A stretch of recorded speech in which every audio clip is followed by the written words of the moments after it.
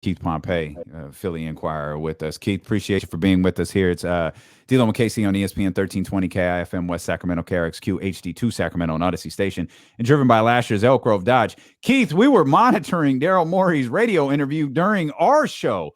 Did you have a chance to hear what Daryl Morey said today on the radio? Of course, everyone in Philly was listening. People stopped what they were doing. People were driving on the side of the highway on the bridges, just stopping. It's like when Ether dropped, right? Like when Ether dropped, everybody stopped. We had their ear to the radio right there. Yeah.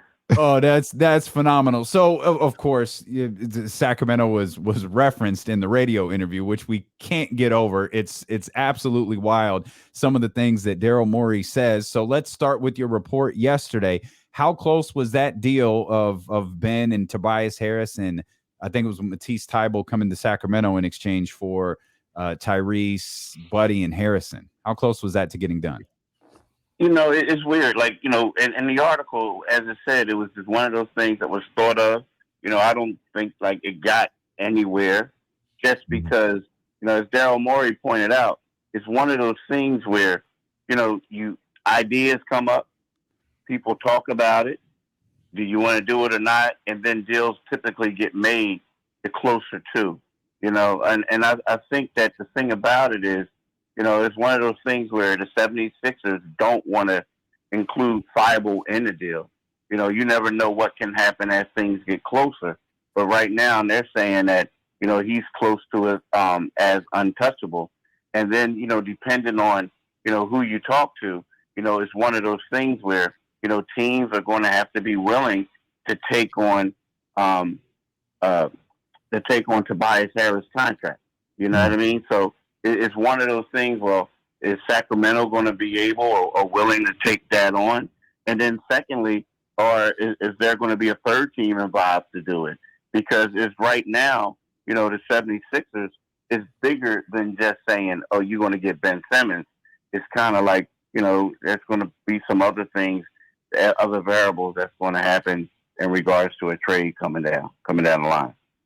Keith, what's the issue with the Tobias Harris factor of all this? Is it just a situation where he's underperforming in their eyes, considering how much money he makes, or do they feel like, well, this is what we need to do to move on from Ben, and we have guys ready to step into that spot? Like, why is there such an insistence on, and in some cases, depending on who you're talking to, on Tobias Harris being part of this deal? I think that's a great question because, when you look at Tobias Harris, that could be one of those things where, certain people coming in saying, hey, look, what we want to do is if we make this move or when we make this move, well, let's try to see if we can reboot this. You know what I mean? Let's try to see if we can reboot this. We get Joel, we get him paired with, another elite player, and we can just start over. And the thing about Tobias is, Tobias last year played, man, he had a great season. I mean, him and Ben Simmons was finding him all over the place. I mean, he was basically an all-star snub. Right now in this year, you look at his salary, you look at the numbers that he's putting up. They're not close to what he did last year. But also, he doesn't have that point guard. He's had COVID. He's had some after effects with the COVID, and he also had a bum shoulder. So you look at all that, and some people in Philadelphia are like, yo, you got to get off of that contract. You have to get off of it. But I think it's one of those things where, right now, the 76ers know there are certain teams out there who want him, and Tobias's name keeps coming up. The Sixers are saying that, no, we're not the ones saying, you got to take him. But other teams are saying, no, his name keeps coming up. So, it's one of those things. It's up to you to decipher what's really going on. But, I think that it could be, if they could reboot and if they could start over, that's what it is. Keith Pompey, the Philadelphia Inquirer, with us here on D-Lo and KC. Joel was obviously otherworldly last night. The phenomenal 50 points and 27-minute performance that he had. He's been incredible the last two seasons. How much of how much of the way Joel Embiid is playing is factoring into all of this? Like, is Daryl Morey, like, is Daryl Morey just willing to let this drag out, not just past February, but into the offseason and through the offseason? And as long as Joel continues to be Joel, he's like, hey, whatever. If this dude ain't coming, he ain't coming. Well, you know what? I think it's bigger than that. I think what it is like, okay, so it's kind of sort of, let's see how successful this team is. Like last night, Joel had 50 points and 12 rebounds, right? Everyone was saying how great he was. But at the end of the day, he needed to score at least 40 points and have 10 of those rebounds in order for them to beat the worst place team, in the league. I mean, the last place team in the league, right? So you look at that, and if you're Daryl Morey, you're saying to yourself, like, okay, so we can go out there and we can upgrade this roster with multiple players who will say, okay, right now the Sixers are 5th in the East. Okay, maybe they'll go to 3rd in the East. But 3rd in the East doesn't guarantee them getting out of the second round of playoffs, right? So, like, we can do that. But if we hold off and we can get that, first or second team all NBA type asset to go along with Joel, then maybe we're better suited for going and making a championship run. Now we can upgrade the roster now, but if the way I'm looking at it, if I need Joel Embiid to score 40 points to beat the Orlando Magic, well, these role players aren't going to make us a championship team. You understand what I'm saying? Oh, yeah, we can relate.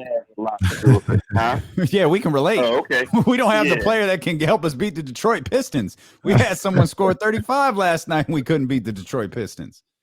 See, that's what it is. That's what it's all about. And I think that let's just say if the Sixers were 3rd in the East right now, they were rolling over teams. Joel was doing this, and you can say, all right, well, maybe we can get a couple of quality role players who can help us win a championship. But like you said, y'all can relate. It's one of those things. If it ain't working right now, it's not going to. These guys aren't going to bring a championship. So that's what Daryl's waiting for.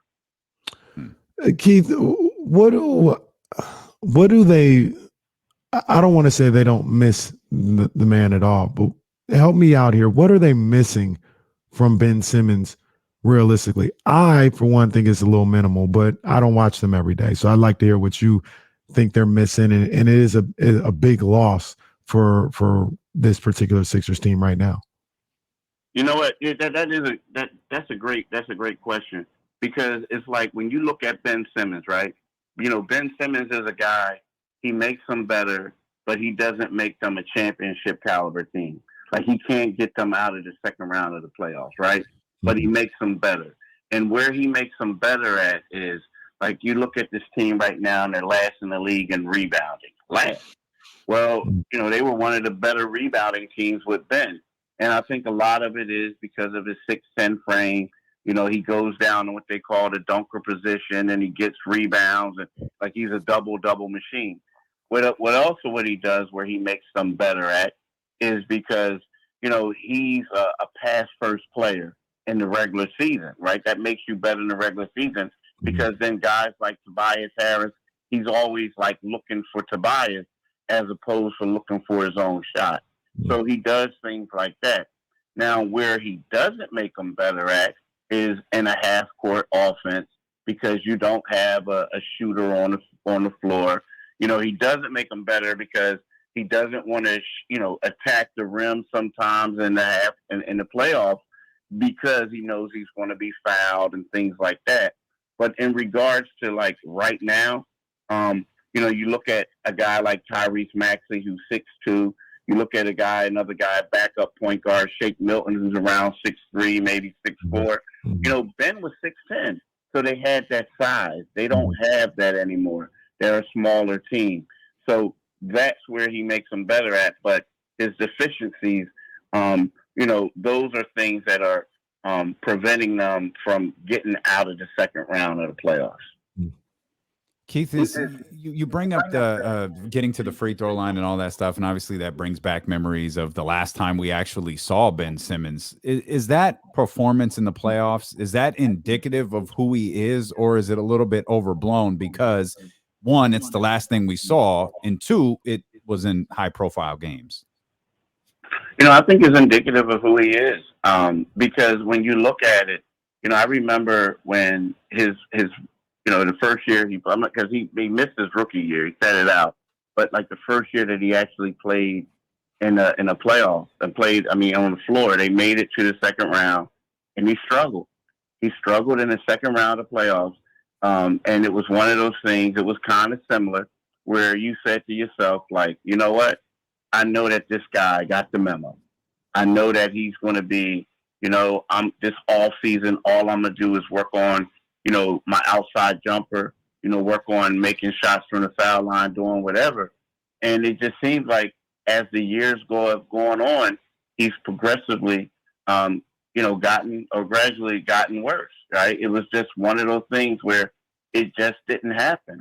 So when you look at it now, it's like, a lot of things is he's been getting by on athletic ability, but he hasn't really, he hasn't shown any improvement. He actually regressed in those other areas. So that's who he is. And that's part of the reason why, the fan base in Philadelphia, they kind of like turned their back on him because, I'm going to give an example of a Markelle Fultz, right? So Markelle Fultz came here. He had the shooting woes, the yips, whatever you call them. But it was kind of like one of those Sports Center moments where you see the kid coming in and, he had something wrong with him, but he was, at the Warriors training camp or at the Raiders when they were in Oakland, like just everyone was excited for him, cheering him on. And you felt bad for the player, but that's the type of love they received. And I think with Ben, it got to a point where they just got tired that it was the same thing. It became like Groundhog Day. Not in the first round of the playoffs because the Sixers were so much better than the opposing team. But once the second round came, you saw the things that he didn't work on. They just always were exploited, and it hindered the Sixers. So I think, I know that was long-winded, but yeah, that's more of who he is. Man. Wow. You think something, it feels like the trade deadline is hours away. It's like 3 weeks away. Do you think something gets done? No, I don't. I know Daryl Morey said less likely. I feel like, right now, there are certain teams that are coming with packages, but I don't even know if those teams want to go all out for and meet the 76ers trade demands for Ben, at this particular time. And I think that, the Sixers, if you ask me, like the guy that they wanted this year, the number one dude was Dame Lillard. And I think that that's the type of person that if they don't get Dame, that's the type of person that they want to get. And I don't know if they're going to get that type of person at the trade deadline. Hey, Keith, why, in your opinion, did Daryl Morey do that today? Does he regularly talk like that? And he got specific with the, Sacramento and all that stuff. So where did that kind of come from? Is that a regular occurrence out there? Well, not really. I know that ESPN Radio, is, a partner of the team. Like ESPN does their radio for their games. Mm-hmm. And this probably might have been the third time that he's come on there. And they said that it was scheduled before the story came out yesterday. So, it was one of the things he kept. But, there's always is some method to the madness, right? Yeah. Like, hey, they do have some packages that we like. You know what I mean? So, it's one of those like, nah, y'all probably not going to get that one, but you come again. We may talk. You know what I mean? Yeah. So, yeah, I think that, they do put, they do want to get their message out there, Yeah. Mm-hmm. Mm-hmm. We appreciate you, Keith, man. You've always been great to us. Thanks for jumping on with us, man. That's you hit us with a lot that's going to be quoted quite a bit, man. So we appreciate you. Thanks for your time. Much love, Keith. Hey, man, and I appreciate y'all for having me on the show.